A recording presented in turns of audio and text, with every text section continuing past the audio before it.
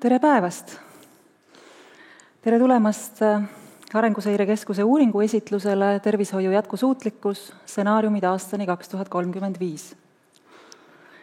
Mina olen Tea Danilov, Arenguseire Keskuse juhataja ja Arenguseire Keskus on Riigikogu juures tegutsev mõttekoda, mis uurib ühiskonna ja majanduse pikaajalisi arenguid ja koostab tulevikustsenaariumeid. Alates käesoleva aasta algusest oleme uurinud tervishoius aset leidvaid arenguid, loonud stsenaariumeid ja koostanud mõttelise kaardi võimalikest lahendusteedest Tervisekassas kujunenud defitsiidile ja toonud välja ka nende lahenduste plussid ja miinused. Nagu tavaliselt juhtub, lihtsaid ja kiireid lahendusi ei ole. Vajalik on saada kontrolli alla Eesti tervishoius kiiresti kasvavad kulud, kui ka suurendada Tervisekassa rahastust. Viimasel ajal on Eestis kiiresti kasvanud tervishoiu eraturg, mis on inimeste kasvanud ostujõu taustal väga loomulik areng ja lisaks on seda tagant tõuganud maksusoodustus tööandja tehtavatele terviseedenduse kuludele oma töötajate eest. Mõistan poliitikuid, kes seda uuringut meil teha soovitades lootsid, et eraturu kasvu edasine veel suuremas mahus soodustamine saaks olla oluline osa Tervisekassa defitsiidi lahendamisest. Paraku Tartu Ülikooli analüüsi tulemused näitavad, et päris nii lihtne see asi ei ole ja kuulete sellest meie tänaste ettekandjate käest kohe lähemalt. Meie tänane kava on järgnev. Eesti tervishoius toimivaid trende, peamisi lahendusteid kujunenud probleemidele ja stsenaariumeid aastani 2035 tutvustab Arenguseire Keskuse ekspert ja uuringujuht Kaupo Koppel. Erakindlustuse võimalikku rolli Eesti tuleviku tervishoiusüsteemis avab Tartu Ülikooli majanduse modelleerimise õppetooli juhataja Andres Võrk ja kummagi ettekande pikkus orienteeruvalt 15 minutit. Ja seejärel kommenteerivad uuringu tulemusi sotsiaalminister Karmen Joller, Tööandjate Keskliidu tervisetöörühma juht ja Meliva tegevjuht Marja-Liisa Alop ja Eesti Kindlustusseltside Liidu juhatuse liige Andres Piirsalu. Kes jälgivad meid veebi vahendusel, siis veebis saab ka küsimusi küsida.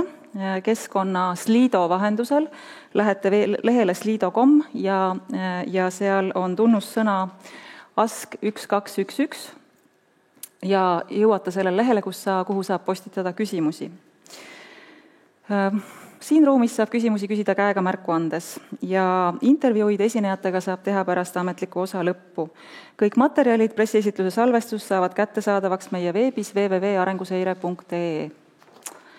Nüüd ilma pikemata annan sõna kolleeg Kaupo Koppelile.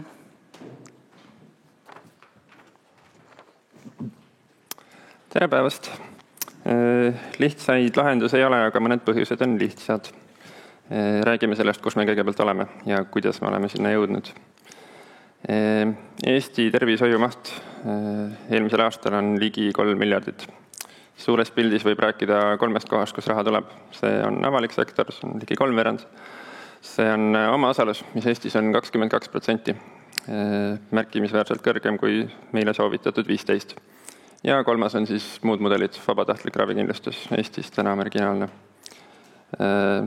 Eesti panustab tervishoidu vähem, meie avalik sektor panustab tervishoidu vähem ja Eesti riigina panustab tervishoidu vähem kui meid ümbritsevad riigid, nii lähinaabruses kui kaugemal.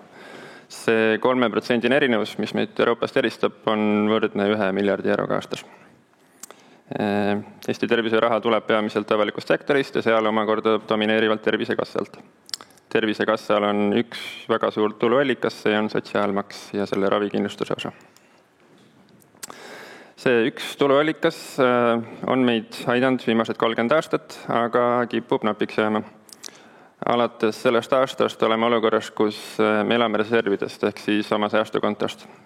Iga aasta alates praegusest ületavad kulud tulusi 100 miljoni euro võrra. See kaua kardetud hetk oleks tegelikult kätte jõudnud juba varem, sellest on räägitud ka varem. Aga tervishoius on tehtud 2 suurt otsust aja peale. See oli 2018, kui anti juurde püsivaid eraldisi ning siis tuli COVID, kus me saime iga aasta 100 miljonit juurde tervishoidu. Nüüd vaadates reservide jääki, mis on ligikaudu 500 miljonit, siis täpselt selline see jääk ongi. See COVID-i raha on hoidnud meid viimased 5 aastat miinusest veel väljas. Nii Tervisekassa kui Rahandusministeerium prognoosivad, et need reservid lõpevad 2029 või siis Rahandusministeerium on natuke optimistlikum aasta või 2 hiljem. Nendesse prognoosidesse, mis tõsi on natukene vähem pessimistlikud kui varem, on sisse kirjutatud kokkuhoid, mis täna ei ole veel päriselt sisustatud. Miks need kulud on nii kiiresti tõusnud? Kõige peamine põhjus on olnud tervishoiutöötajate palgatõus. Ligi poole kulude kasvust selgitab palgatõus. See ei ole iseenesest halb, me tuleme küllaltki madalalt baastasemelt, aga siiski 55% aastast 2010. Me näeme, et see kulude tõus tuleb sealt. Ligi 40% on selgitatav siis teenuste suurema kasutamisega, need teenused on keerulisemad, komplekssemad ja küllaltki palju väiksem osa, me räägime siin 2–4% on siis rahvastiku vananemine või siis rahvaarvu juurde kasv. Nüüd selle suurima põhjuse juurde tulles, ehk siis palgatõus. Palgatõus on oluliselt pidurdanud arstide ja õdede väljaarennet. 10 aastat tagasi oli väga kõlav teema, kuidas Eesti õed lähevad Soome ja jäävad sinna kaotsi, ehk siis Eesti koolitab oma tervishoiutöötajad üles ja kaotab need põhjanaabritel ära. See on 10-kordselt vähenenud tänaseks. Kui me räägime, et 10 tagasi oli ligikaudu 400 tervishoiutöötajat, kes läks välja. Täna on see 40. Küll aga peame lootma, et need numbrid ka selliseks jäävad. OSKA prognoosidest teame, et tervishoiutöötajate puudus on suurenev, selle vastu ei võitle ka suurenev koolitusmaht. Palgatõus on olnud kiirem kui muu palgatõus riigis. Tänaseks oleme jõudnud selle joonise keskele, ehk siis õdede palk või arstide palk, kui võrdleme seda riigi keskmisega, siis me oleme umbes seal, kus Euroopa riikide keskmine ongi. Ehk siis õdede palk on ligi 1,2 korda suurem riigi keskmisest, arstide oma 2,5.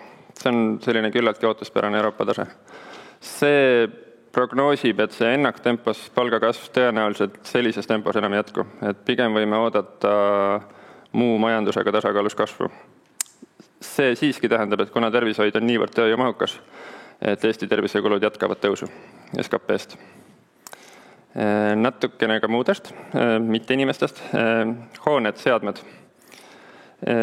Ligi pool haigla või hargatest on üle 30 aasta vana. Ehk siis me räägime siin taasiseseisvumise algusest või vanemast ajast. See võlg on päris suur ja nii palju kui hoonetest on teada, siis amortiseerumiskulud suurenevad ajas. Nüüd nende hoonete investeeringuteks, need mahud on suurenenud, mida me oleme investeerinud kaasajastamiseks või tehnikasse. Eriti suurt kasvu näeme viimastel aastatel. Joonisel punane joon on siis kogu investeeringud, aga võib-olla huvitavam isegi on see sinine, mis räägib, kui palju me sellest oleme rahastanud Euroopa Liidu rahadest. Siin me näeme olulist hüpet. Väljakutseks tuleb uus periood, kus meie loodame meie läbirääkijatele, et Euroopa Liidu fondid jätkuvad. Vastasel juhul me räägime 100 või pluss miljonist, mis tuleb leida tervishoiude juurde puhtalt meie taristu hoidmiseks. Omaette väljakutse on tervishoiuasutuste IT-kulud, kus ka tänase võimekuse hoidmiseks on vaja üle 60 miljoni lisainvesteeringuid.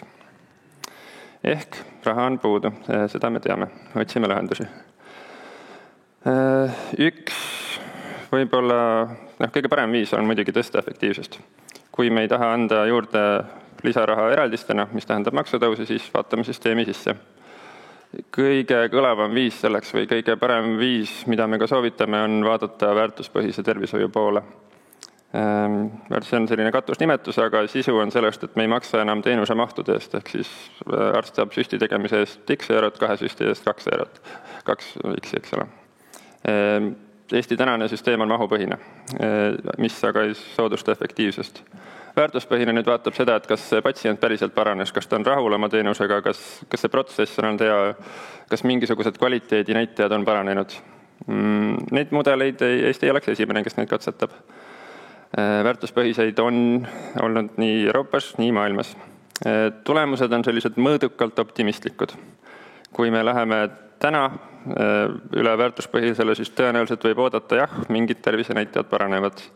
Et mingi mõõdik on paranenud 96% uuringutes on leitud, et jah, miski paranes. Kas see tingimata on kulu, see on juba natuke teine küsimus. Kulusääst, uuringud ütlevad, on siin mõne protsendipunkti suurune, on esialgu. Aga tõsi on, et maailm veel katsetab, efektiivseid lahendusi on leitud ja leitakse aina enam ka. WHO ehk siis Maailma Terviseorganisatsiooni soovitusel ja järeldustel võime tõdeda, et tegelikult see on koht, kus mitte isegi väikeste sammudega tuleb minna, vaid mida suuremalt ja mida põhjalikumalt me selle ette võtame, seda parem võib olla ka tulemas. Ehk siis siin riskijulgust. Üks näidis, et mis asi see väärtuspõhine siis võib-olla praktikas on isegi 2 näidist. Kui me paneme rahastuse sõltuma kas ravijärjekordadest või näiteks patsientide rahulolust. Mida see tähendab, on see, et kui rahulolu ületab näiteks mingit kokkulepitud punkti, siis protsent, paar kuni 5 võime juurde maksta. Kui ta jääb allapoole, siis hakkab eelarve sellest sõltuma. See on väljakutse. Haiglate, muude tervishoiuasutuste juhid. Ma näen, miks see on väljakutse. Eelarveline ebastabiilsus ei ole võib-olla miski, mis on esmapilgul atraktiivne, aga jällegi tekib selge motivatsioon töö sisuliseks kvaliteedi tõstmiseks. Siin me näeme, et meie välja pakutud arvutustest, mis võivad olla ka esimeste sammude reas, kui suur see varieeruvus võib olla, me räägime 10 miljonitest, mis siis võib olla nii pluss kui miinus, eelistatavalt pluss võiks olla suurem. Efektiivsus ei ole ainult väärtuspõhistest maksemudelitest efektiivsus, me võime vaadata ka digi poole. Eesti on aastaid olnud digiusku. Võiksime olla digiuskuga edasi. Digiga on küsimus, et esialgsed investeeringud on suured, aga me näeme, et tasuvusaeg on küllaltki lubav. Oleme oma töös leidnud 2–15 miljoni suuruseid sääste aastas esialgsete suurte investeeringutega. Ehk siis, kui alguses panna küllaltki suur raha, olgu see 50 või 100 miljonit, siis vähem kui 10 aastaga on see tõenäoliselt tagasi tehtud Eestis. Jällegi suund, kuhu soovitame efektiivsuse leidmisel vaadata. Mis toob veel tervishoidu raha, mis on seda senini toonud, on loomulikult tööhõive. Eesti tööhõive on üks Euroopa kõige kõrgemaid, rääkimata eakate tööhõivest, üle 65-aastaste kuni 75-aastaste tööhõive. Ligi 1/3 neist töötab. See on väga kõrge, see on Euroopa üks kõige kõrgemaid. Tööhõive tähendab, et nad maksavad sotsiaalmaksu ja see jõuab ka Tervisekassale. Oleme püüdnud arvutada, kui palju lisaraha toob ka tööhõive suurendamine. 1% punktine kasv, ütleme, et 75 pealt 76 tähendaks Tervisekassale juba olulist lisaraha, 30 miljonit aastas. Vanuserühma vaadates kõige suurem kasu on siis 33–38 vanuses, kus palgad on kõige suuremad ja hõive ei ole veel maksimumi lähedane. Aga võime vaadata ka teisi võimalusi, näiteks pensionia suurendamine, mis kindlasti on natuke poleemikam otsus. Aga näeme, et 2-aastane suurune pensionia tõus võrreldes siis selle praegu planeerituga tooks ka 34 miljonit. Või siis rände suurendamine. Jällegi mitme aasta peale näeme 30, isegi 50 miljoni euro suurust võitu, mis on tõsi suurem kui tänased rändepiirnärmid. Ja lõpuks on alati olemas ka erarahastus, millest räägib küll pikemalt järgmine ettekandja, aga lühidalt ka sellest. Eestis vasakult paremale on siis tervishoiukulud SKP-st, kus Eesti on pigem vasakul pool madalate kuludega. Ülevalt alla on see, et mis on eraosakaal selles. Eesti on uuringus all, tähendab erarahastuse osakaal on väike. Järgmine ettekandja ilmselt puudutab, ma eeldan, ka 3 kollast riiki, see on Horvaatia, Prantsusmaa, Sloveenia. Et täna ei räägime teile traditsiooniliselt Soomest, vaid võib-olla natuke põnevamaid näiteid. Teades, kus me nüüd oleme, neid probleeme, lähme tulevikuteedeni. Et need tulevikud ei kujune ise. Oleme välja töötanud 4 peamist trendi, mis kujundavad meie lähikümnendiku tervishoius ja neid valikuid. Ja paneme paika enne seda 2 eeldust. Me eeldame, et lisaraha tervishoidu uute eraldiste näol, nagu täna on, et seda ei tule, et seda lähiaastatel ei teki. Ja me eeldame ka, et kaitsekulud on seal, kus nad on või lähevad kõrgemaks. Selle taustal, millest see tervishoiu tulevik siis hakkab sõltuma. Esimesed 2 võib-olla isegi peatuks pikemalt. Suhtumine solidaarsusprintsiipi. meie tervishoid on aastaid püsinud solidaarsusprintsiibil. Terved maksavad haigete eest, noored maksavad eakate eest. See läheb kõik ühtsesse potti, saab seda, kes vaja. See valikute küsimus, kas me laseme tal mureneda või me paneme sinna raha juurde. Raha juurde tähendab maksutõusu või leidmist jällegi, et me valime eratee. Tegur 2 töötulu olukord. Nagu räägitud täna küllaltki kitsa maksubaasiga, nii kitsa maksubaasiga Euroopas on pigem vähe riike. Suuresti ühel maksul tuginev. See tähendab, et laekumised sõltuvad tööhõivest.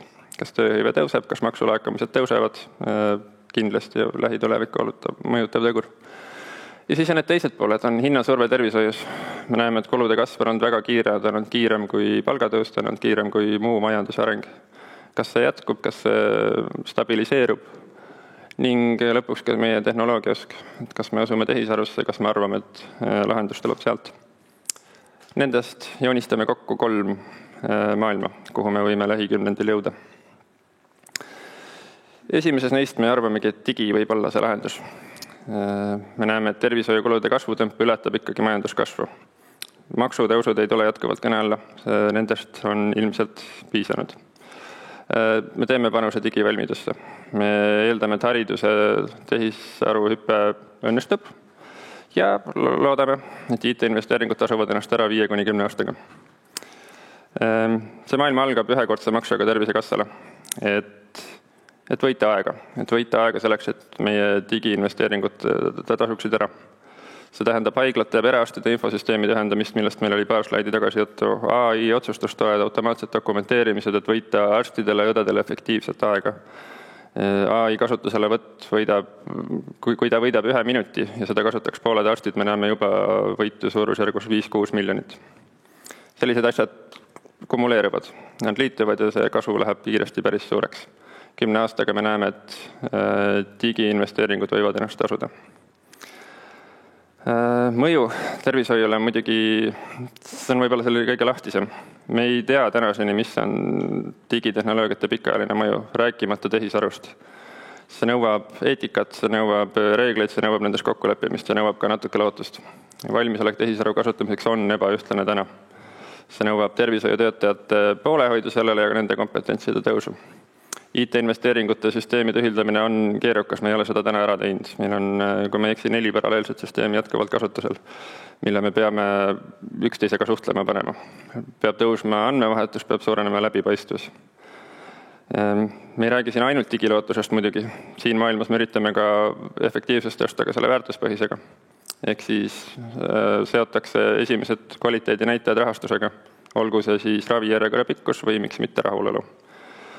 See loomulikult tõstatab küsimusi tervishoiutöötajates ja nende juhtides, et kas selle varieerivusega suudetakse leppida. See on meie efektiivsusele suunatud stsenaarium, ehk ilmselt kõige varieerivam. Teises maailmas me vaatame ikkagi erapoole, et see on stsenaariumis turutervishoid. Me näeme, et Tervisekassa ei saa lisaeraldisi, et need negatiivsed prognoosid täituvad. Majandus ei kasva nii kiiresti. 100 miljonist defitsiidis aastas võib kiiresti saada 120-130. Me ei suuda ära sisustada neid. Kõik madalalt rippuvad õunad on võetud, kõrgemaid me kätte ei saa. Küsimus on, kas era suudab seda täita. Siin maailmas me vähemalt katsetame, et era suudab seda täita.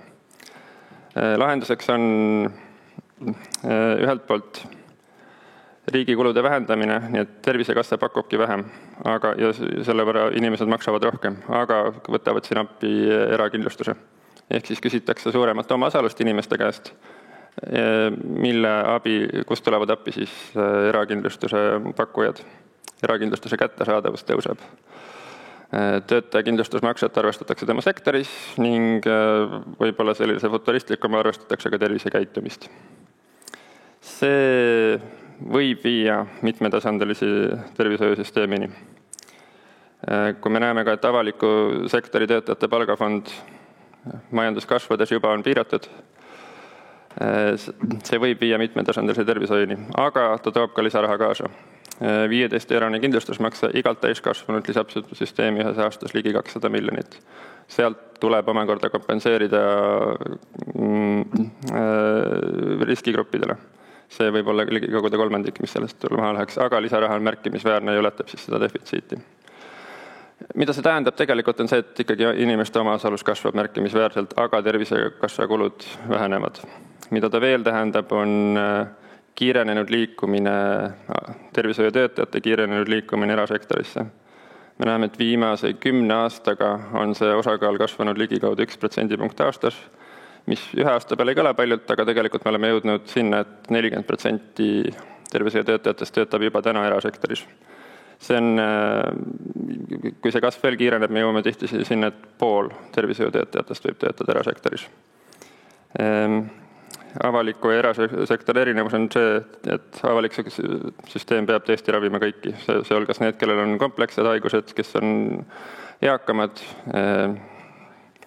Kui tervishoiutöötajad sealt lahkuvad, süsteem paratamatult surve sinna suureneb. Seeläbi kannatab riikliku süsteemi kvaliteet ja süsteemis võivad pettuda ka sinna jääjad. Stsenaarium 3 on ehk selline, kõige negatiivsem. See on see, kus me ootame ja loodame.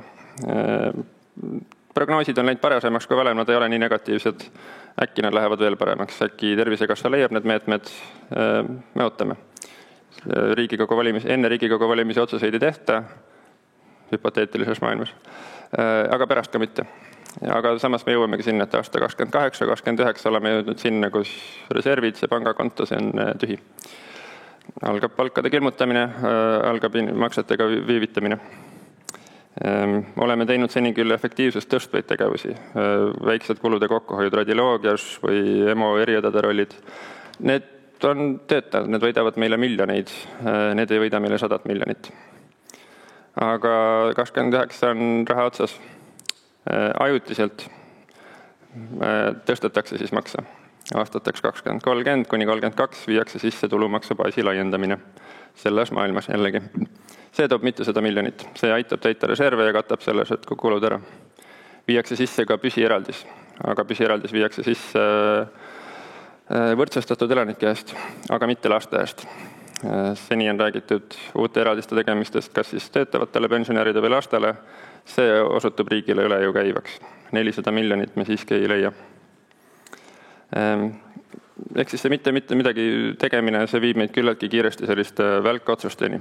See viib usalduse kaotuseni, see viib ravijärjekordade pikenemiseni, kuna me oleme maksetega viivitanud. Algab negatiivne mõju ka rahva tervisele küllaltki kiiresti. Tervishoiutöötajate koormus tõuseb ja kiireneb liikumine taas erasse. Maksubaasi laiendus, kui seda teha, see katab selle ajutise defitsiidi. Aga ajutise tulude kasvuga ei õnnestu siin siiski taas leida usaldust tervishoiusüsteemi vastu. Ehk siis mitte midagi tegemine on täna meie kõige halvem valik. Olgu see ootamine, mis iganes lootustel, ei soovita.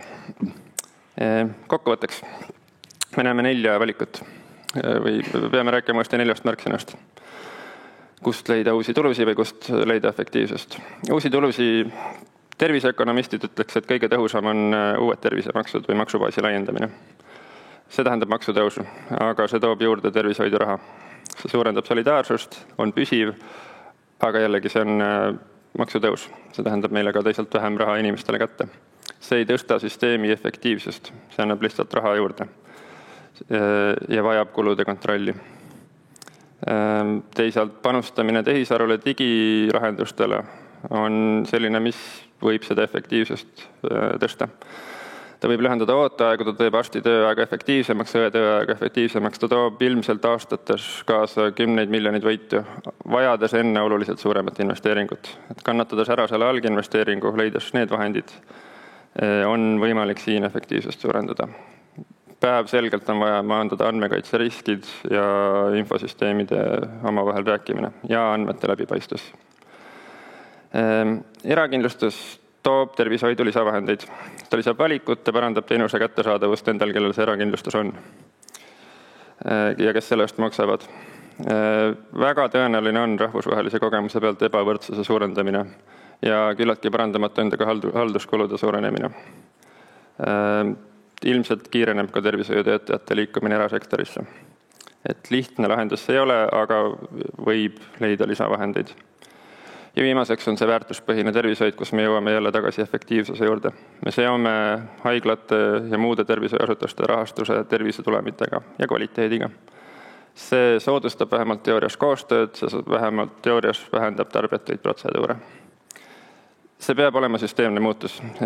See ei saa olla lihtsalt ühe haigla, ühe indikaatori põhine katsetus. Mida suurem see on, seda suurem on meie võimalik võit siit.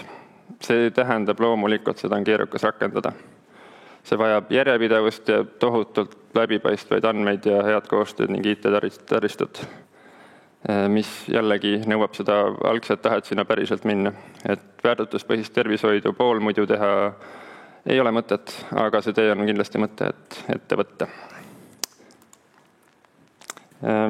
Pikemalt kõikidest nendest leiab meie kodulehelt kättesaadavast raportist. Aitäh! Nii, Slidos on üks küsimus, aga me jätame selle hilisemaks. Mul on hea meel kutsuda siia Andres Võrk jätkata järgmise ettekandega, milleks on siis erakindlustuse roll Eesti tuleviku tervishoiusüsteemis.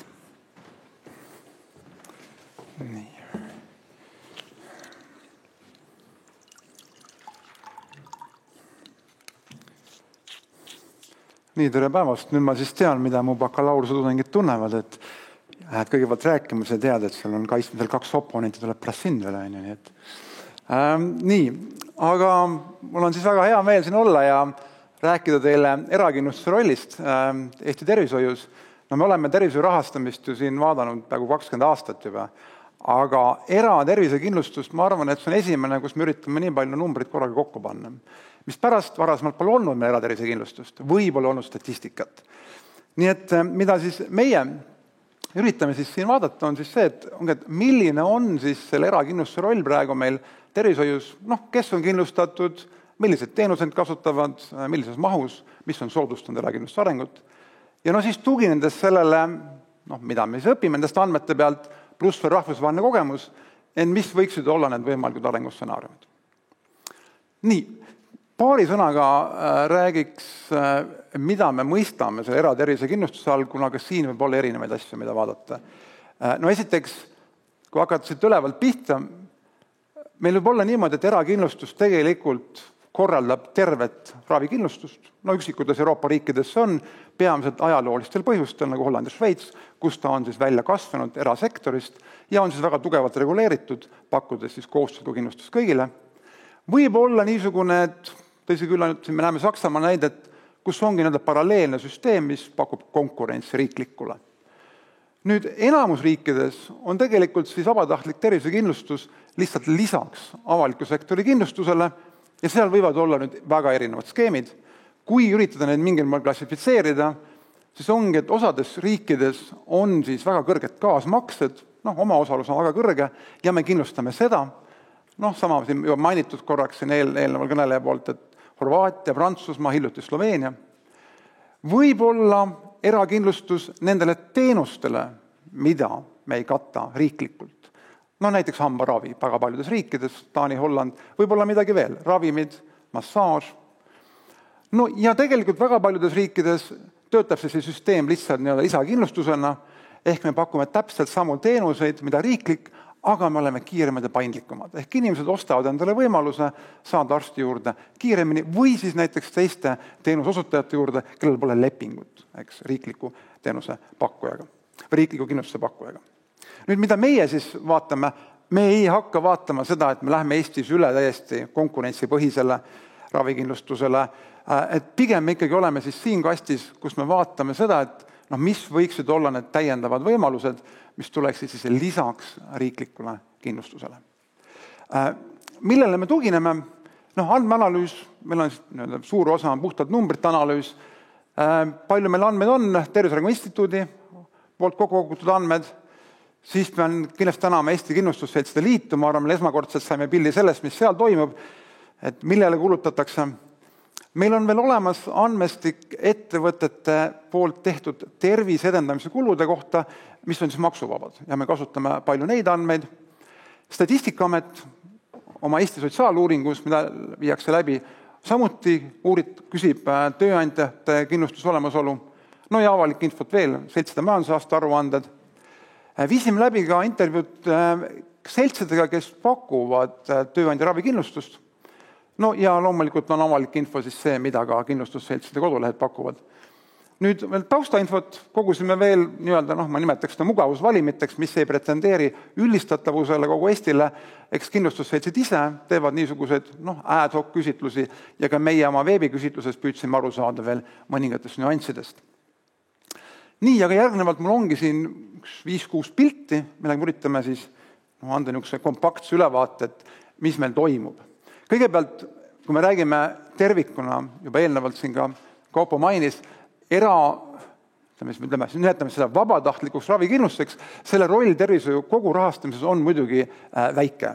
Et meil on siin 2 võimalikku andmeallikat, üks on siis Tervise Arengu Instituudi poolt kogutav näitaja, mis meil siin viimane siis 2023 on teada, meil on siis siin kuskil 25 miljonit ja tõesti kogu tervishoiukuludest, ta moodustab tegelikult alla protsendi.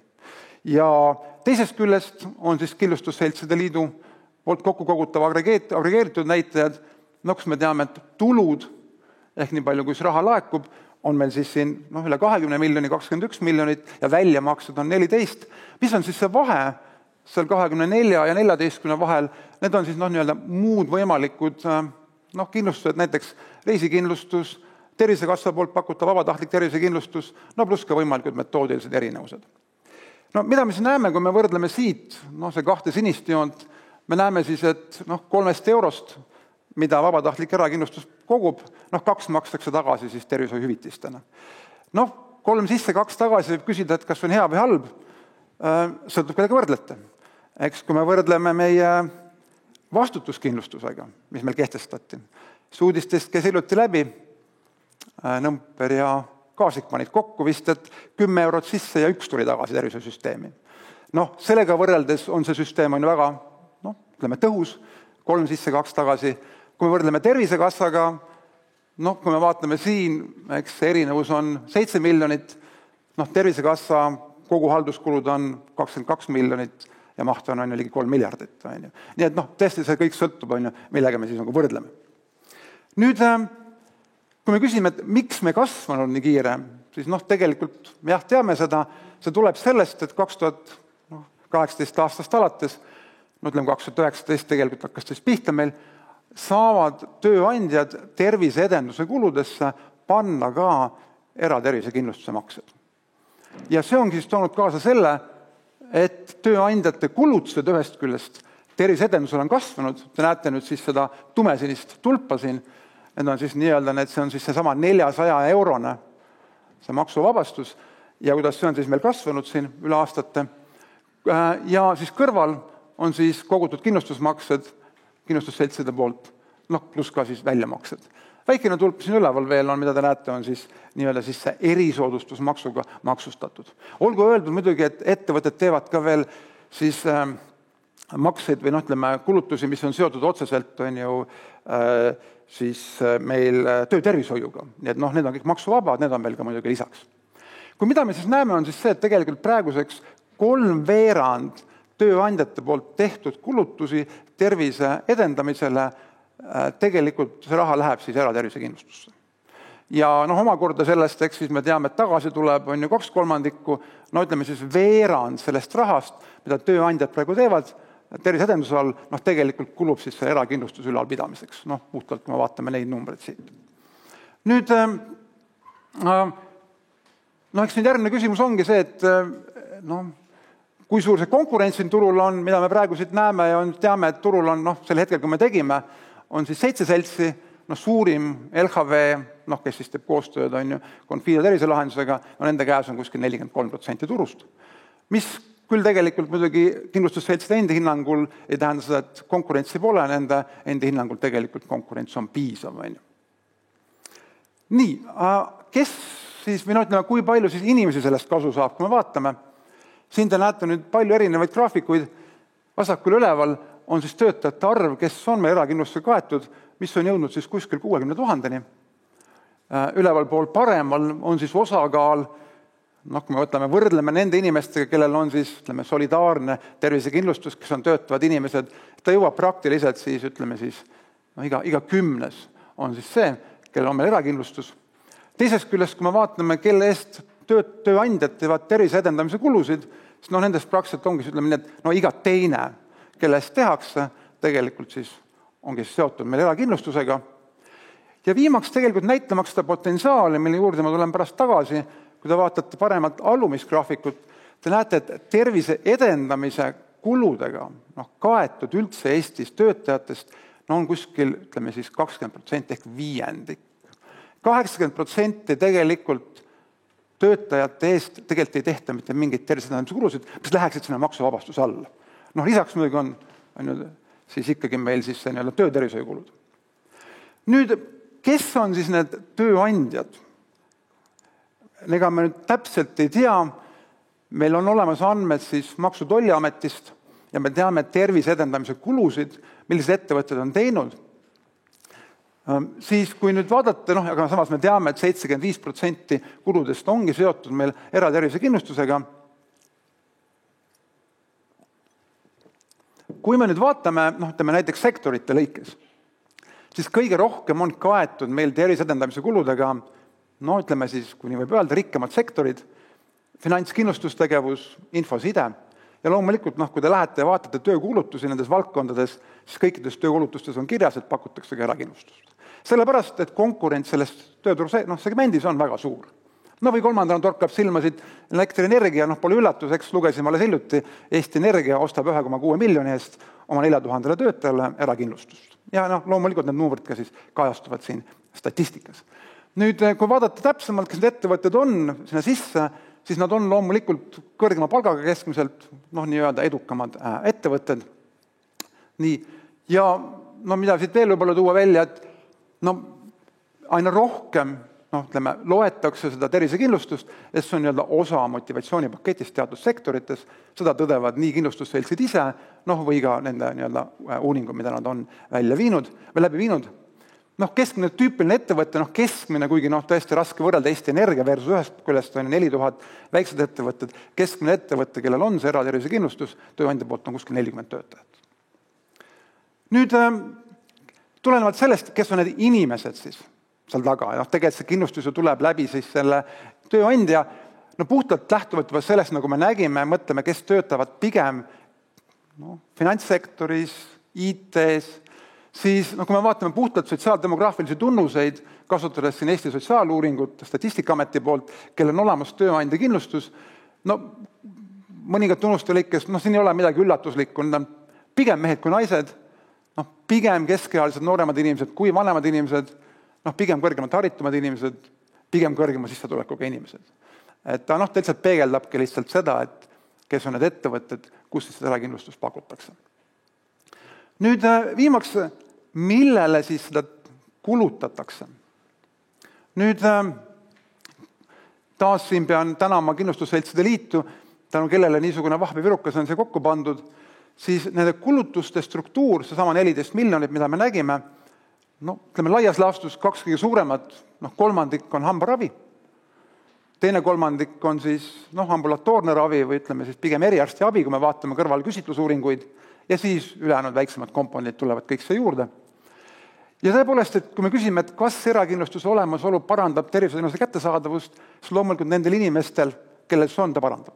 Seda näitavad nii meie enda küsitlused, meie enda küsitlus ütleb, et näiteks, et 80% inimestest kasutab hambaravi jaoks seda, kui ta olemas on, siis nad kasutavad, iga teine kasutas eriarsti abi, kui ta oli olemas.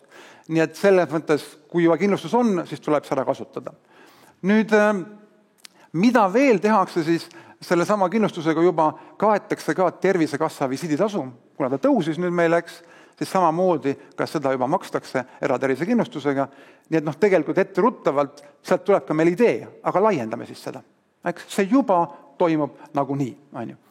Nüüd, kas nii-öelda ka veel teaduslike meetoditega öelda, et kas ta parandab kättesaadavust, tõsi, isegi kui me teeme oma mingisuguseid vahvaid ökonomeetrilisi mudeleid, hambaravi puhul me tõesti näemegi seda, et sellel on ka statistiliselt oluline mõju. Erakindlustus on parandanud hambaraviteenuse kasutamist inimestel, kellel on olemas, võrreldes nendega, kellel seda ei ole olemas. Tõsi, me ei näinud seda eriarstiabi puhul, et vähemalt andmetest otseselt statistilistest mudelitest seda välja ei tulnud. Nii, et võtame siis kokku.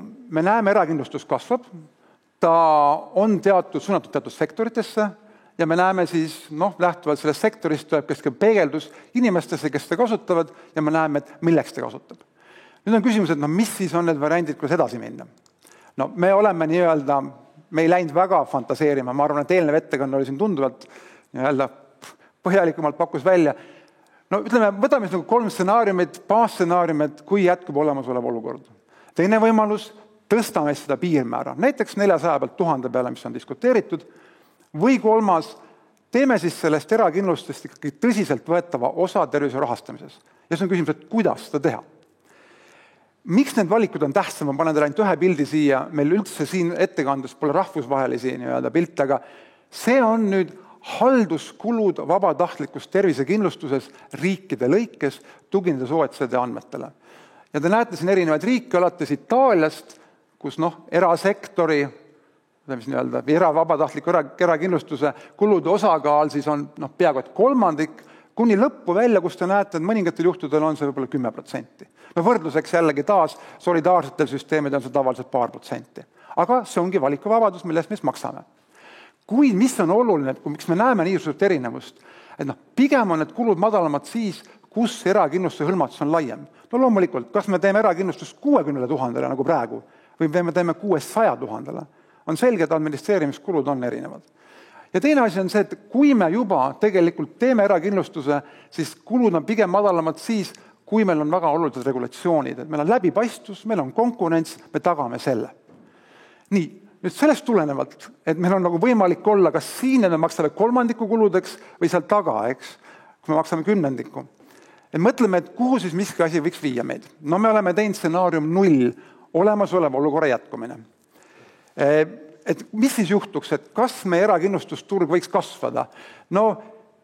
Eks me ütleme nii, et meil on praegu erakindlustus, me räägime 21 miljonit, samas on ju 80% töötajate eest terviseedendamise kulusid üldse ei tehta. Mõelgem nii, et tegelikult, kui need 80% ka teeks, meil on 600 000 töötajat, korrutame 400-ga, lihtne esimese klassi matemaatika, ei ole teine klass, ütleb meile, et see summa oleks 240 miljonit. Kui kõik tööandjad kulutaksid 400 eurot ära ja kui nad teeksid selle kasv erakindlustusele, meil oleks 200 miljonit turgu. Meil ei oleks probleemi tervishoiusrahaga. Miks nad seda ei tee? See on kallis. Miks ta on kallis? Sellepärast, et ettevõtetel ei ole lihtsalt raha, see on tegelikult lisandub töökuludele.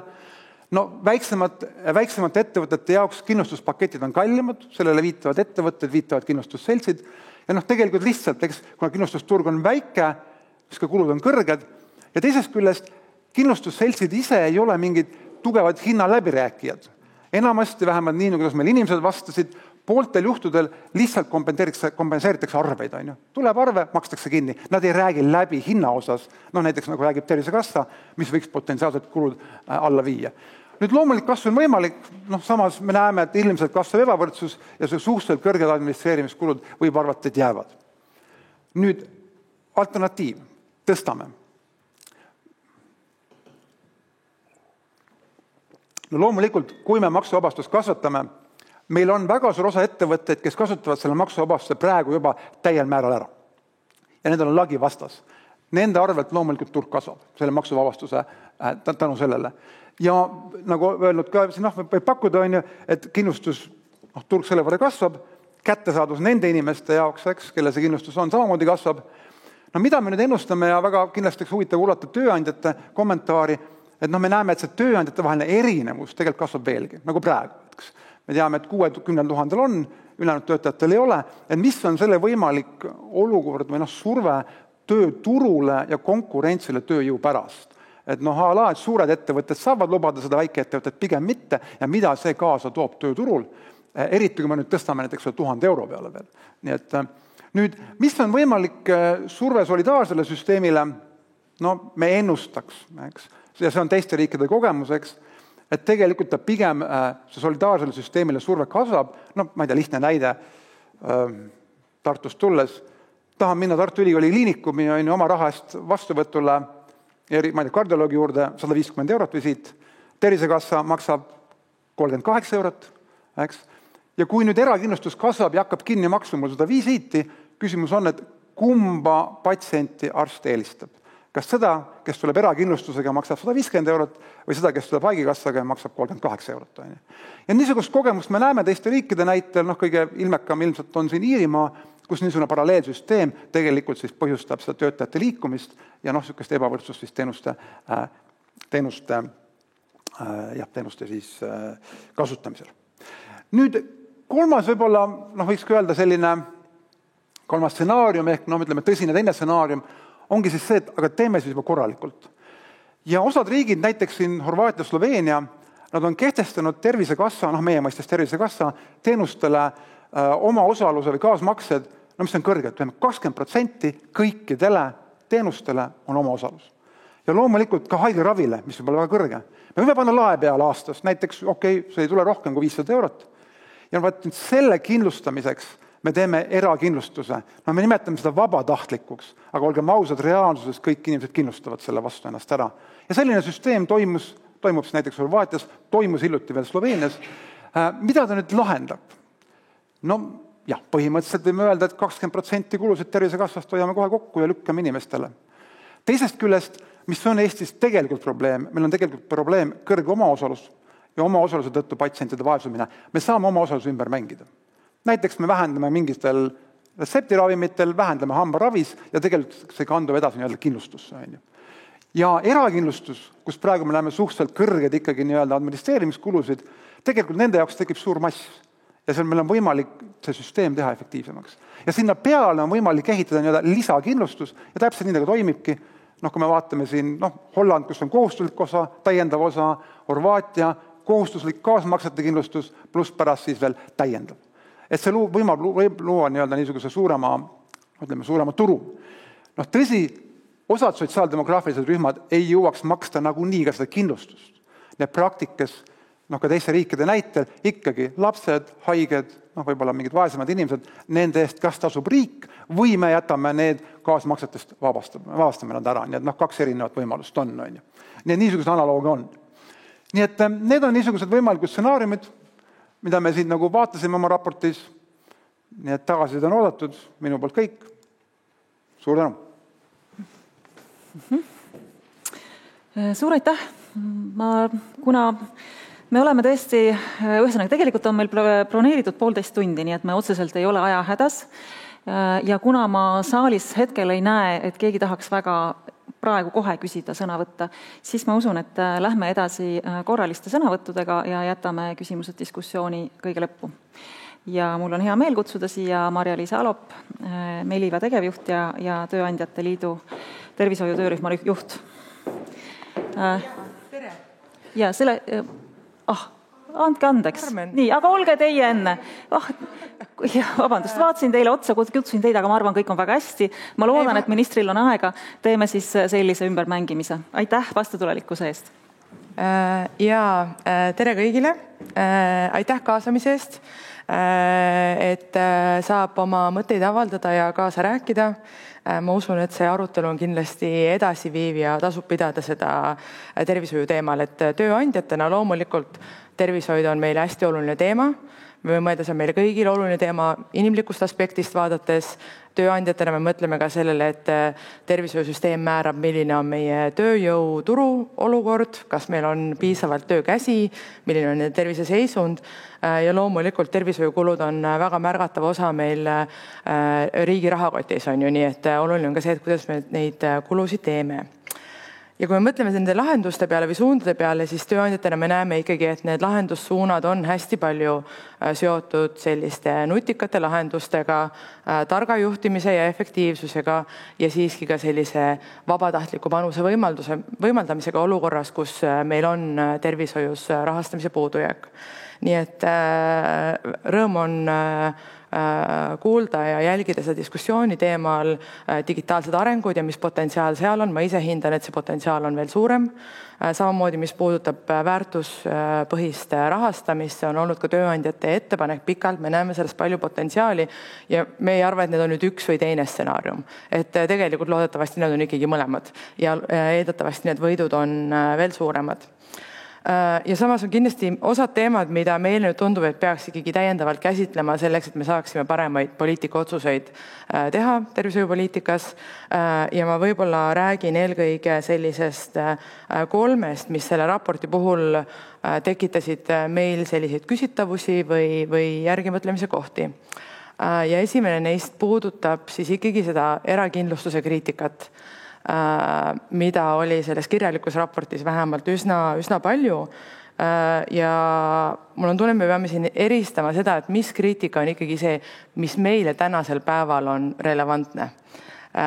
Selles suhtes, et kui see mudel või see näide ei ole üldse Eestis asjakohane, see on näiteks vabatahtliku kindlustuse regressiivne iseloom, siis ilmselt me ei saa selle põhjal mingeid järeldusi teha. Kui need allikad, millele me viitame, näiteks selles, et erakindlustus põhjustab sotsiaalset ebavõrdsust, on meil 2002 ja 2004 aastast, siis ma julgen väita, et need andmed on päris vananenud ja tegelikult teha selle pealt järeldusi, et teistes poliitikavaldkondades me nii-öelda ju ei toetu nii vanadele andmetele tegelikult. Nii et võib-olla see kokkuvõte on see, et seni kuni andmetega ja finantsmudeliga ei ole võimalik tõestada, et see, et üks inimene läheb kas oma kindlustuse rahaga või oma taskust makstes ja tarbib tervishoiuteenuseid, siis meie väide on see, et see tegelikult annabki järgmisele võimaluse. See tegelikult suurendab solidaarsust ja võimaldab sellel inimesel, kellel ei ole võimalik ise panustada, siis seda Tervisekassa kulul teenust tarbida. Ja tegelikult ootaks ikkagi, et see kuidagi oleks rohkem tõenduspõhine, et miks see nii ei ole, sest et sellist veenvat allikat me tegelikult ei leidnud. Teine suur asi, mis meie arvates on puudu ja mida oleks vaja selleks, et tervishoiudiskussioonis edasi minna, on nende stsenaariumite nagu finantsmodelleerimine.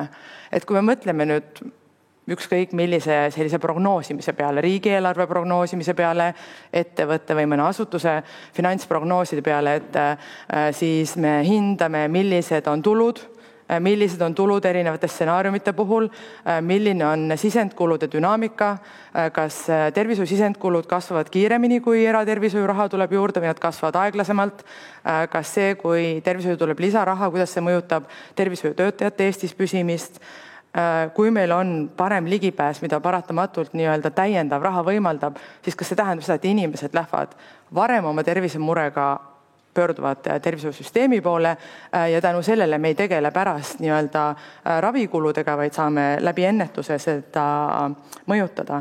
Mis mõju on haiguslehtedele? Tööandjatena meie jaoks hästi oluline, kui pikalt tegelikult inimesed oma haiguslehtedega kodus on. Me peaksime selle nagu läbi modelleerima ja selles suhtes, et mitte niivõrd nagu tunde pealt, et see võib mõjuda negatiivselt, vaid ikkagi numbritega. Nii et ilma mudeliteta on väga raske tegelikult seda debatti nagu sügavamalt pidada või sellist lisandväärtust sellesse debatti tuua. Me ei taha nõustuda sellega, et see rohkem raha on kuidagi halb ja vähendab solidaarsust seni, kuni me ei ole seda kuidagi välja mudeldanud. Kolmanda suure teemana tahaks lauale tuua selle, et kui me räägime tervishoiust, siis me rääkisime efektiivistamisest nüüd selles võtmes, mis puudutab väärtuspõhiseid rahastamismudeleid ja selles mõttes, mis puudutab digitaliseerimist, aga me tegelikult ei ole rääkinud sellest, et üks asi on see, kuidas me tervishoidu rahastame ja teine asi on see, et kuidas me neid teenuseid osutame. Kas me otsime efektiivsust teenuste osutamises? Tööandjatena me oleme korduvalt pakkunud välja, et tegelikult võiks tervishoiuteenuste turgu rohkem avada konkurentsile. Me teame, et konkurents teistes sektorites parandab tootlikkust, suurendab innovatsiooni, sunnib otsima efektiivsusi. Tegelikult võiks meil olla samad võimalused tervishoiusüsteemis. See oli ka peaministri ettevõtjate nõukoja hiljutine soovitus, et tegelikult tervishoidu võiks avada rohkem konkurentsile. nii et me võiksime nüüd selle analüüsiga edasi minna ja hinnata neid mõjusid ja seda potentsiaali. Nii et kokkuvõttes ma ikkagi arvan, me peaksime mõtlema võib-olla rohkem sellele, et kuidas saab, mitte miks ei saa, kuidas seda nii-öelda erapanust, mida valmis tööandjad tegema, siis kõige paremini ära kasutada. Nii et see siis tõesti edendab inimeste tervist, et rahva tervise näitajad parandavad, et mõtleme korra ikkagi sellele, et mis see eesmärk on ja et miks sellele võimalikule lisarahastusele ei öelda. Et ma arvan, me peaksime mõtlema sellele, et kuidas siis seda kaasata nii, et see ühiskondlik mõju oleks selline, mida me tahame. Ja kindlasti me peaksime edaspidi mõtlema rohkem ka ikkagi sellele ennetuse poolele, kuidas tegelikult ennetus ja õigeaegsed sekkumised aitaks kokkuvõttes süsteemis raha paremini kasutada. Nii et aitäh! Suur tänu ja lühike ja konstruktiivne. Ja nüüd siis sotsiaalminister Karmen Joller, 1000 vabandust, aga loodan, et teil on aega. Ja, tere, aitäh! Ei, mul ei ole mingit probleemi. Et ei pea olema alati esimene. Oligi väga hea tegelikult kuulata ka tööandjate tagasipeegeldust, mis ei olnud üldse üllatus. Ja kõigepealt tõesti suur aitäh Arenguseire Keskusele, Tartu Ülikoolile, et tegite sellise raporti. See on teaduspõhine. Teadlased on osalenud, eksperdid on osalenud, on huvigrupid ja on ka poliitikud osalenud just selles Arenguseire Keskuse omas ja siis ülikooli poolt on ainult teadlaste sisend. Minu arvates see on usaldusväärne. Ma vaatasin neid Arenguseire Keskuse ja ka Tartu Ülikooli kasutatud allikaid. Üksikud olid vanemad kui 2017, üksikud. Ja mis puutus kindlustusse, siis andmed olid aastast 2024, me kõik nägime neid siin seinal. Ja teine asi, mina ei näinud seal nii suurt era- versus riiklikku tervishoiu vastandamist kui võib-olla tööandjad. Vastupidi, ma nägin seda, et seal oli objektiivselt kirjeldatud väga palju erinevaid võimalusi, mida me peamegi poliitilisel tasandil hakkama arutama ja otsustama. Ja mudelitest rääkides olid ju toodud Arenguseire Keskuse raportis ja ka siin esitluses 3 stsenaariumit, mis ongi oma olemuselt mudelid, mis näitavad, kuhu üks või teine suund meid viib. Ja minu järeldus oli sellest, et kõige hullem on see, kui me mitte midagi ei tee. Ja seda ma olen kogu aeg rääkinud ka oma ametiaja algusest, et tervishoiu rahastus on kriisis ja me päriselt peame midagi tegema. Eile õppisin või ei õppinud, õnneks ma oskan elustamist. Olin politseinikega koos ja nad hästi profid politseinikud on, kes oskavad seda teha. Ja ka elustamisel on see sama reegel, et kui sa mitte midagi ei tee, siis on kõige hullem, kaotada ei ole midagi ja me oleme just selles seisus. Et ees seisabki nüüd esiteks siis need poliitilised valikud, aga ka ühiskondlikud valikud. Et ühelt poolt me saame aru, kui ma ütlen, et mitte midagi ei tee, siis kui me hakkame tegema peenhäälestust, see ka ei ole piisav. Me kõik saame aru, et on vaja suuri muudatusi ja need suured muudatused ei ole mitte kellelegi kerged. Ei ole need kerged inimestele, kes arsti juurde peavad pöörduma ja ei ole kerged ka arstidele, kes peavad hakkama hoopis teistsuguseid valikuid tegema, mida nad ei ole viimastel võib-olla parema rahastusega aastatel pidanud tegema. Ei ole kindlasti lihtne ka raviasutustel, kes juba on piiramas oma kulusid ja teinud tegelikult seda aastaid nii eraettevõtetes kui ka riiklikes või riikliku rahastusega raviasutustes. Et see on võib-olla kõige olulisem. Ja ühiskonnana me peame vastama ühele eetilisele küsimusele. See on üks kõige olulisemaid küsimusi, mida üldse tervishoiusüsteemis isegi mitte tervishoiusüsteemis, vaid mida me ühiskonnas peame läbi mõtlema.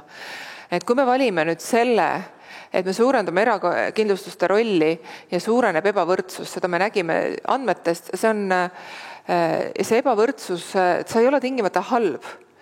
Aga see tähendab ka seda, et on ühiskonnagrupid, kes ei jõua ja kes ei saa sellist tervishoidu, mida saab võib-olla siis see teine ühiskonnagrupp. Ehk et näiteks tööl käiv inimene, kumb on prioriteetsem? Kas see, kui inimene saab ruttu tagasi tööle ja tulu teenima nii iseendale, tööandjale kui riigile, või see, et näiteks eakas inimene või laps või rase, kes ei saa tööl käia, või ka puudega inimene, et tema toimetulek ei halveneks. Ja see on selline fundamentaalne küsimus, millele me kõik peame mõtlema. Et kumb siis on hullem või kumb on parem. Me teame, saame kõik mõistusega aru, et tasakaal on kuskil seal keskel. Et me peame jõudma sinna, kus kõigi jaoks on midagi. Aga me teame ka seda, et hoolduskulud ja meil on siin erihoolekandest on palju juttu, eks ju, ja üldhooldusest. Need kulud on ka suured ja mida abitum on üks inimene, seda suurem kulu on ta ka ühiskonnale. Ja mitte siis ainult rahaline kulu, aga ka emotsionaalne kulu ja ka see, et meil jäävad inimesed tööturult kõrvale, sellepärast, et nad hooldavad oma lähedast. Et me peame vaatama seda pilti väga tervikuna.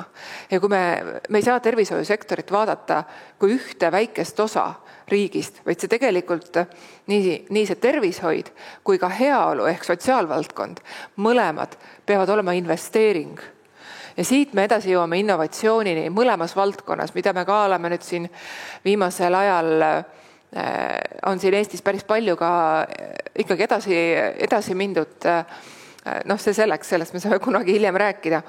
Aga et seesama digilahendused, me Eestis arvame, et me oleme pioneerid ja me olemegi pioneerid, aga kuhu me edasi läheme? Sest et kui me olime pioneerid ja keegi veel ei teadnud, see IT-maailm oli ka 20 aastat tagasi teistsugune, et siin samamoodi on osad süsteemid vananenud ja nendele üles ehitada kaasaegset süsteemi ei ole ka odav.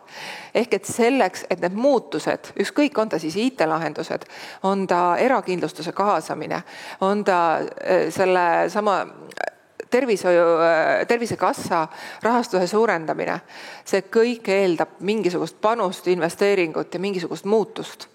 Ja see ei ole lihtne. Ma kohe vaatan, kas ma olen nüüd kõik asjad jõudnud ära rääkida. Ühesõnaga, kokkuvõtteks ma ütleksingi seda, et mina kindlasti ei demoniseeri erakindlustusi ja eraraha, aga kindlasti ma tahan tugineda ka teadlaste andmetele ja teiste riikide kogemustele. Mina olen seda ka ülikoolis õppinud, ka tervishoiuökonoomikat. See oli küll ammu, aga mõned tõed ei ole muutunud. Üks tõde on see, et riigile ja inimestele kõige soodsam on solidaarne ravikindlustus. See tähendab seda, et õigemini pigem ma ütleks isegi universaalne, pigem, et inimesed pääsevad arsti juurde siis, kui neil on vaja, sõltumata nende sissetulekutest või geograafilisest asukohast või vanusest või soost või mis iganes parameetrist. Et see võiks olla see eesmärk ja see vajadus selle piiratud ressursside tingimustes peab ikkagi otsustama tervishoiusüsteem. Inimene ise ei ole alati pädev seda otsustama. Et jah, kokkuvõtteks lihtsaid valikuid ei ole, aga tegutsema peab. Aitäh! Ühe küsimuse, siin on Sliidos mitmed küsimused, ma ühe võtaksin, mis tundub olevat, teised ma suunan uurijatele, aga küsimus era- ja avaliku sektori vahelisest koostööst ja et peaks ka era-avaliku sektori raviasutuste vahel koostööd soodustama ja mis võimalusi selleks näete? See on väga hea küsimus. Esiteks ma ütleks, et üks võimalus istub seal ja just esines, et meil on olnud Tööandjate Keskliiduga päris palju häid diskussioone. Me oleme ikkagi väga kirglikult vaielnud päris mitmete mõtete üle ja ma arvan, et siit see koostööga alguse saab ja ka minu selles nii-öelda konsiiliumis on olemas eratervishoiu esindajad. Et me peame vaatama Eestit ühtse tervikuna. Et me ei saa võtta ka kui ma ütlesin, et ei saa võtta tervishoidu eraldi teistest valdkondadest, siis ei saa võtta ka tervishoiu sees seda, et meil on erakindlust või eraraviasutus ja riiklik raviasutus. Me peame vaatama, kus see koostöö on võimalik. Aga ka niimoodi, et see süsteem oleks jätkusuutlik ja et Eesti jaksaks ülal pidada, sest osad pakutud lahendused tõesti on näidanud, et nad tõstavad hindu ja seda mitte keegi ei taha, ka erakindlustuse ja eraravi teenuste osutajad ei taha seda. Et ühesõnaga, koostöö ongi märk, aga mis täpselt, see selgub umbes poole aasta jooksul, ma loodan. Suur aitäh veel kord. Aitäh ja läheme edasi viimase programmilise sõnavõtuga Kindlustusseltside Liidu juhatuse liige Andres Piirsalu.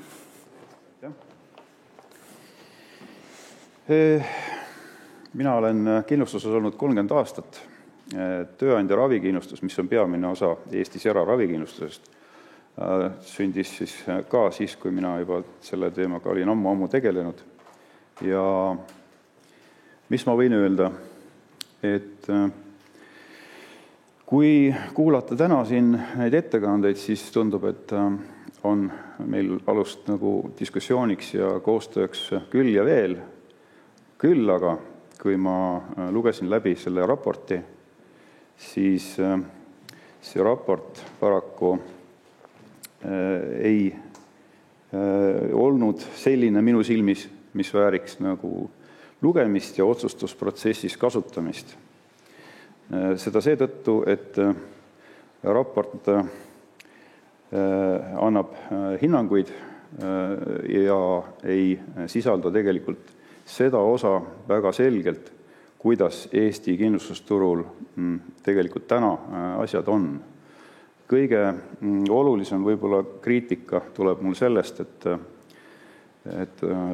vähemalt viiel dimensioonil nägime seda kriitikat just nimelt nagu ebavõrdsuse kontekstis. Et ma siis selgitan, et ebavõrdsust aitab just vähendada tänane tööandja ravikindlustus kõigepealt sedapidi, et kui ettevõte otsustab oma töötajatele võtta selle kindlustuse, siis ta peab võrdsetel alustel võtma selle kõikidele töötajatele sõltumata nende sissetulekust või muust ja tänu sellele on tekkinud võimalus töötajatel abi saada ka nendel, kes on madalapalgalised, sõltumata sellest, kas ettevõte on suur või väike, mis sektoris ta töötab, seda teenust pakutakse kõikidele.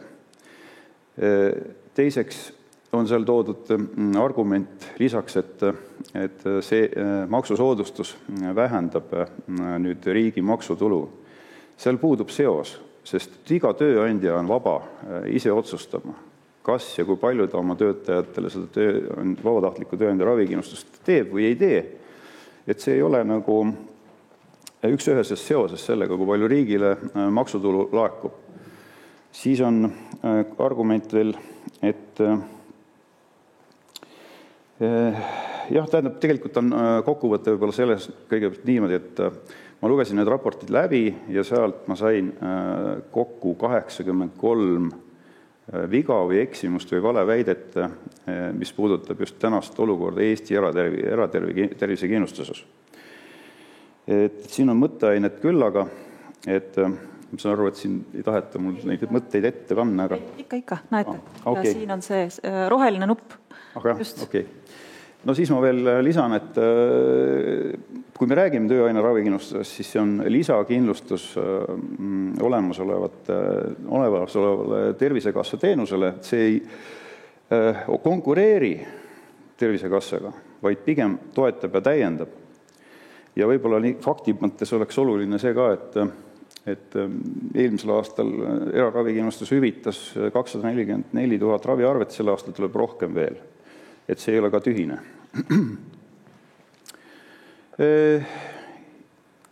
Ja ettepanek oli juba et ärge seda kasutage. Ja nüüd on muidugi see argument ka veel, et ettevõtted justkui kasutaksid seda ühe võimalusena siis vähendada palgasurvet, et mõtleme korraks, teeme väikse matemaatika, et kui me räägime sellest maksimaalsest tasemest 400 eurot aastas, siis see teeb brutopalgaks umbes 24 eurot kuus. Kui suur see palgasurve vähendamise moment on, et tegelikult peamine mõte on ikkagi see, et luua nagu selline töökeskkond, mis on konkurentsivõimeline ja aitab tööandjat sedapidi, et töötaja saab kiiresti tagasi tööle. Ja seal raportis on see ka välja toodud, et hinnatakse inimese individuaalset terviseriski, see ei ole õige. Et tegelikult on tegemist grupilepingutega. Ja viimane võib-olla oluline aspekt, mida tahaks ka rõhutada, et kui me räägime siis eratervisekindlustuse mõjust, et kuidas ta suurendab ebavõrdsust või vähendab võrdsust, et siis tegelikult ju praktikas on nii, et kui ma võin enda näite puhul tuua, et kui ma tegelikult pidin minema silmauuringule, siis ma otsisin välja neid võimalused. Tervisekassa pakkus mulle, või see Tervisekassa rahastatava võimaluste seas oli siis see, et ma juba 2 kuu pärast saan teha selle ära. Ja siis läksin vaatama, et mis veel on. Ja erakliinikus ma sain teha selle sama uuringu järgmine päev. Ja see tähendab seda, et tegelikult keegi, seesama võib-olla rase inimene või vana inimene või kes iganes, kellel ei ole seda kindlustust, sai ju selle koha vabaks, et väita seda, et see on nagu teenusena nagu halvendab ebavõrdsust, ei pea paika kuidagi pidi. Mis see täna siis on? Täna on olukord selline, et meil on 1% ravirahastust on tööandja ravikindlustus, 1%. Ja samas võib öelda, et see on üks kõige kiiremini kasvavaid kindlustusteenuseid Eestis. Samas moodustub ta ainult 2% kindlustuse mahust. Ja huvi selle teenuse vastu töötajate seas on väga suur. 82% uuringu kohaselt on huvitatud sellest teenusest.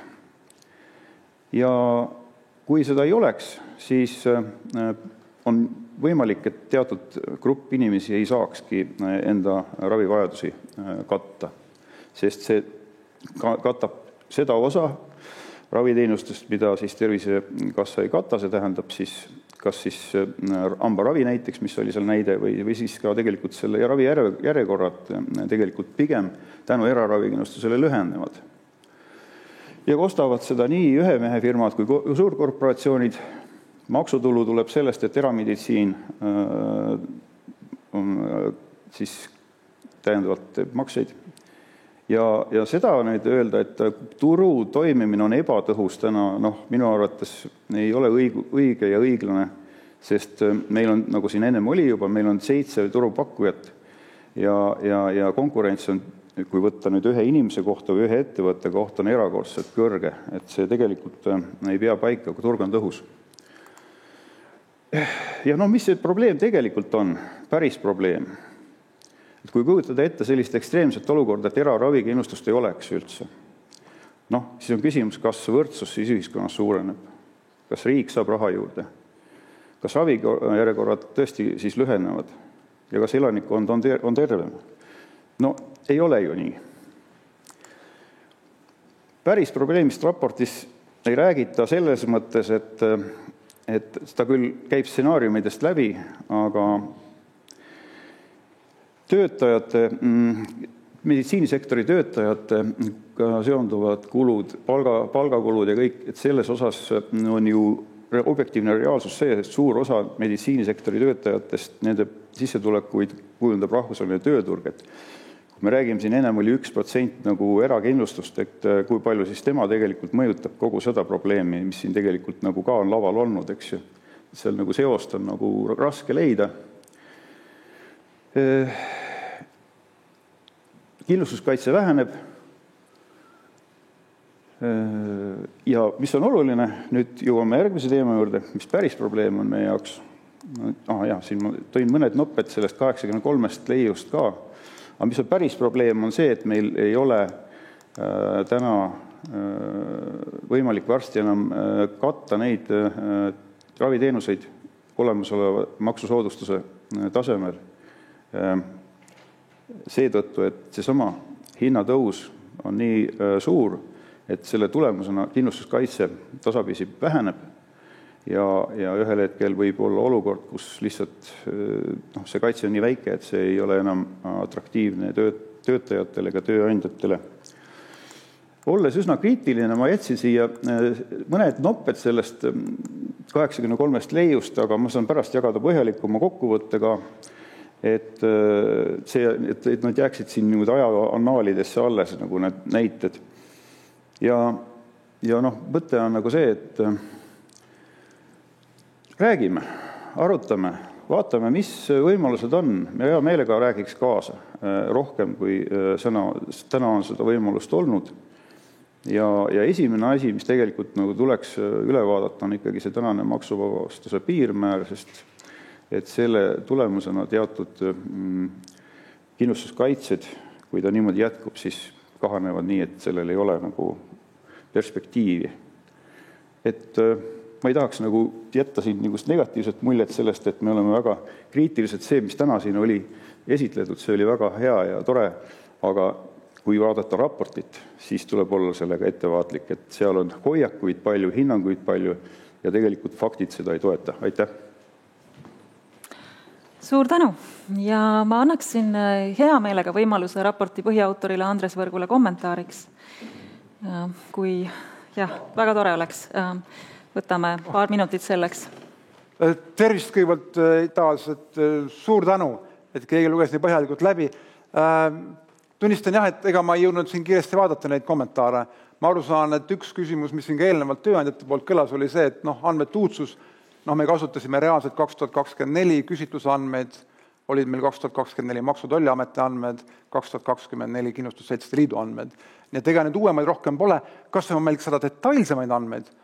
Loomulikult kindlustusseltsid ise omavad ju kõige detailsemaid andmeid. Teie teate, kes on need inimesed, kes on teil kindlustatud, kes on need ettevõtted. Ja üks asi, mida ma tõesti loodan, siis on see, et kindlustusseltsid nüüd ise pakuvad tunduvalt detailsemalt alusmaterjali, mille pealt seda analüüsi teha.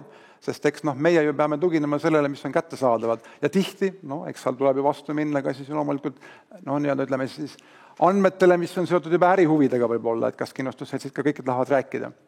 Teine asi, kui on faktivigu, teadusmaailmas me teame, artikkel, tuleb korrigendum, parandame oma joonised ära, kui me leiame sealt vigu ja loomulikult neid on vaja parandada, ma arvan, ei ole mingi probleem neid parandada, et faktivigu loomulikult me ei taha, et meie lugejatel ette jääb.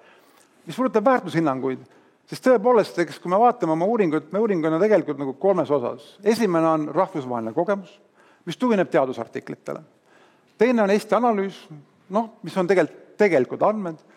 Ja 3 on stsenaariumid, mis ongi projektsioon, mis võib juhtuda. Ja ma usun, et ilmselt need väärtushinnanguid kõige rohkem ongi seal, et mis siis saab, kui me tõstame 400 pealt 1000 peale selle maksuvabastuse. Kas see tähendab seda, et makse laekub vähem või rohkem? Ilmselt me peame lõpuks küsima Rahandusministeeriumi ekspertidest seda. Kui me tervishoiusüsteemis on erakindlustuse osakaal 10%, mida see tähendab toob kaasa solidaarsusele? Täpselt see, mida me siin tööandjate esindaja palus, et proovimis rohkem numbrit pakkuda. Ja kui seal praegu neid oli väärtushinnanguid liiga palju, väga hea, võtame numbrid, teeme arvutused. Ja minu poolt väga hea, aitäh teile tagasides. Ma küsin selle koha veel, et kas kui siis, mida ka Andres välja tõi, et kui see tööandja erakindlustusega isik saab siis erasüsteemis tööandja raha eest enda murel lahenduse, Tervisekassa järjekord lüheneb. Kas see on selles mõttes miski, mis ka sellest uuringust välja tuli? Tähendab, meil nii detailseid andmeid ei ole ju, sest et ega me ju ei näe seda, et kui see patsient, me teame, et 50% patsientidest umbes tegelikult esitab selle arve erakindlustusele, kes selle tagantjärgi maksab. Kui patsient läheb arsti juurde, me ei tea, kust ta selle raha sai. Kas ta maksis selle oma taskust, kas ta pärast sai selle erakindlustuse poolt hüvitatud või mitte. Sellised andmed meil ei ole kahjuks olemas, et seda öelda. Kui mõtleme süsteemi kui terviku tasandile, loomulikult te võite mõelda, et kui meil nagu siin oli, härra Piirsol hästi tõi üle 200 000 arve, järelikult nende eest on keegi abi saanud. Nüüd, kui me vaatame nagu hästi üldises suures pildis tervise rahastamist, küsimus ongi, et mida me tahame, et see raha tervishoius oleks võimalikult kulutõhusalt kasutatud. Kui me näeme, et 1/3 rahast läks eriarsti abile, patsiendid said arstiabi, kui neil oli vaja, küsimus on ka, kas tegelikult oli meditsiiniliselt tõenduspõhine abi. Kui me vaatame seda, kes on Eestis kõige rahulolematud tervishoiunõuste kättesaadavusega, on tegelikult linnas elavad keskealised, paremalt haritud, rikkamad inimesed, sest nende ootus tervishoiule, solidaarsele süsteemile on kõrge ja nad ei saa seda tagasi. Kas see ka meditsiiniliselt objektiivne see vajadus on? On nüüd teine küsimus. Ja mina kui tervishoiuökonomist tahan teada seda, et kas see raha, mida me kasutame tervishoius, kas ta võimalikult kulutõhusalt on kasutatud. Ja selleks me peame vaatama nende 224 000 visiidist sisse, mida erakindlustus pakub, ja see jällegi eeldab muidugi andmed, me peame aru saama, et milleks neid tehakse. Kas reaalselt järgnes sellele mingi ravitegevus või see oli igaks juhuks, mul oli ära selgvalus, mul on kindlustus, ma lähen käin korra arsti juures ära. Nii et ma võiks rääkida siin pikemalt veel terviseökonoomika näidetel, aga... Kuna sa siin oled, miks Sloveenias see siis omaosaluse erakindlustusel põhinev süsteem lõpetati? Sloveenia raportis on meil isegi Sloveenia kohta toodud üks ka leheküljeline näide, sest et tõsi ta on, et ka eelmine Arenguseire Keskuse tervishoiu valdkonna analüüs soovitas võtta Sloveenia eeskujuks. Minu mõte on sama. Me tahame teha kindlustust laiapõhjaliseks. me tekitame oma osaluse, mille me siis kindlustame ära. Ja miks ta lühidalt öeldes, see erakindlustus oli liiga kulukas, see oli, lõpuks jäi riigile, nii-öelda läks liiga palju maksma, lõpuks leiti, et lihtsam on iga inimese käest küsida 35 eurot kuus solidaarsussüsteemi, tehti põhimõtteliselt nii-öelda pearahamaks ja kokkuvõttes me süsteem muutus tundvalt efektiivsemaks. Nii et kuigi Sloveenia on meist suurem, aga siiski nad ei suutnud seda süsteemi, paralleelsüsteemi üleval pidada. Horvaatia praegu püsib, proovime siis neist nüüd õppida. Suur aitäh, lasen su vabaks. Ja ühtlasi ka vabandan, siin on sliidos mõned küsimused veel, aga ajasäästu huvides ja ministril on pingeline graafik, tõmbame siinkohal sellele siis põhiosale joone alla ja kohal viibivatele ajakirjanikele on võimalik saada personaalseid intervjuusid. Suur aitäh kõigile jälgimast ja uute kohtumisteni Arenguseire Keskuse järgmistel uuringuesitlustel. Suur tänu!